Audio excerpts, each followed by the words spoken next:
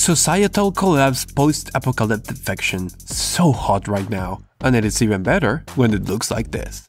I loved Far Cry 5. It is a great benchmark tool and a very fun game, and now it got a direct sequel in New Dawn. Post-apocalyptic does not need to be grey and depressing, it can be super colorful and equally violent. Alright, but even though the minimum requirements are identical, I did notice that this game has slightly better performance than Far Cry 5. There's a good set of things that you can play around with in order to increase performance if you cannot play this game on your existing PC. This is, after all, the LowSpecGamer, where you can forget about shadows and water, apparently, because we're going to make this game run. I will start with the lowest settings as usual, and that includes dynamic resolution disabled. I often get comments and messages asking why I don't use dynamic resolution for better performance, but in my experience, in 90% of the games, it does not drop it enough to actually make sense, and it requires a ton of extra VRAM, which can lead to terrible performance in low-end systems. You can find a configuration file for this game on your documents folder. On the file on screen, and between the closing tags of custom quality and right before rendering profile, you can add this set of variables from the description. Here are some of the most notorious changes. The simplest thing you can do is to play around with the shadows. On the minimum settings, shadows are already a bit pixelated, but shadow map size set to anything under 64 drops them to their lowest, most subtle state. Interestingly enough, compared to Far Cry 5, it does not seem like you can disable water reflections and refractions on this one, but you can still disable water completely with water disabled set to 1. You will still be able to interact with it and swim, but it will not be rendered. Okay, so that Desolate Wasteland is just Desolate Wasteland. That was just atomic bombs. I had nothing to do with that one. But this is supposed to be an active river. And it is an active river, it's just that after disabling the water, it's just not there. See? Water. It's just perfectly invisible.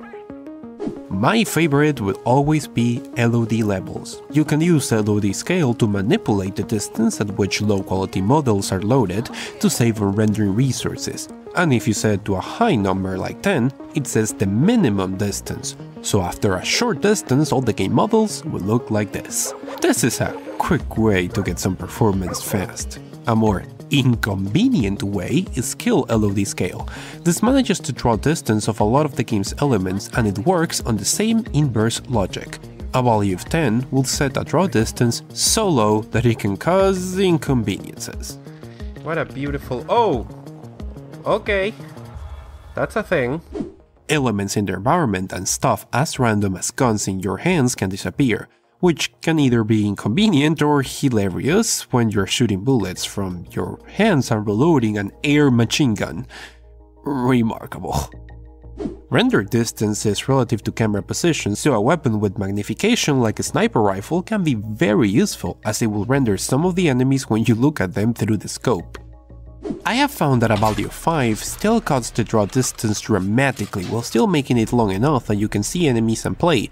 Just keep in mind that some of the props and elements are still not drawn at the same distance. Draw distance of different elements are affected in unexpected ways. What the heck?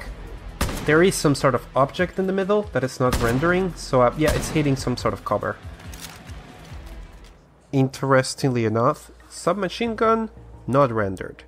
Sniper rifle? This is not a sniper rifle, what the heck is this? Where did I got this from? Nope, yeah, this is a sniper rifle, but the sniper scope is not rendered. Definitely brings an entirely new definition to the whole no-scope thing, that's for sure.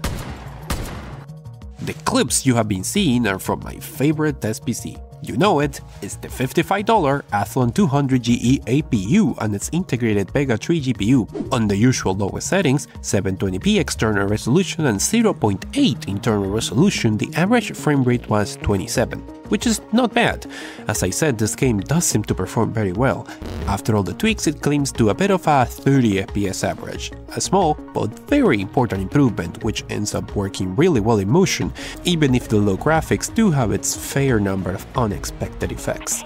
The most minor of them being weird illumination glitches with the shadows, and the bigger one being that the bloom does not operate correctly on these models, and that means that some of the characters get shiny yellow hair. This is not radioactivity, it is simply the devastation of the low-end lifestyle. But all in all, the game continues to be very fun to play, so it is worth giving a try. Is that a bear that I'm listening to? Oh god, no. That is a very low poly bear. No, okay, this is bad. This is bad. Well, if you can beat them, run them over with a fucking motorcycle. While Far Cry is mainly about combat, there is a base building element to the game where you're helping the inhabitants of this new world to slowly rebuild civilization and feed themselves. If society fully collapsed tomorrow, you will be very useful to future survivor tribes if you knew how to actually take care of plants, like this beginner's course on gardening on Skillshare. Or you could prepare food better if you knew how to actually use a knife. Okay, I'm sorry, I just suck at anything kitchen related, and I have been doing this kitchen knife skill course that I really like, and I could not figure out a good way to connect it to this video, but I still wanted to mention it. Skillshare is a learning community and long-time supporter of this channel. It has over 25,000 premium courses on everything from how to manage a personal business to cooking, so it is the best premium place to go to when you want to learn something. As I have talked a little bit before, my upload schedule is a mess, so I'm planning to start skipping a week per month in order to catch up and have some time to rest. And when I get to that free week, I have this Thai food class saved up because I want to learn how to do that sort of food. I am coming for you, Thai food. It is only a matter of time. Where was I? Oh yes, the first 500 people that use this link get their first 2 months of Skillshare for free, so you can aggressively pursue classes too. Thank you to them for the long time support, and thank you for watching.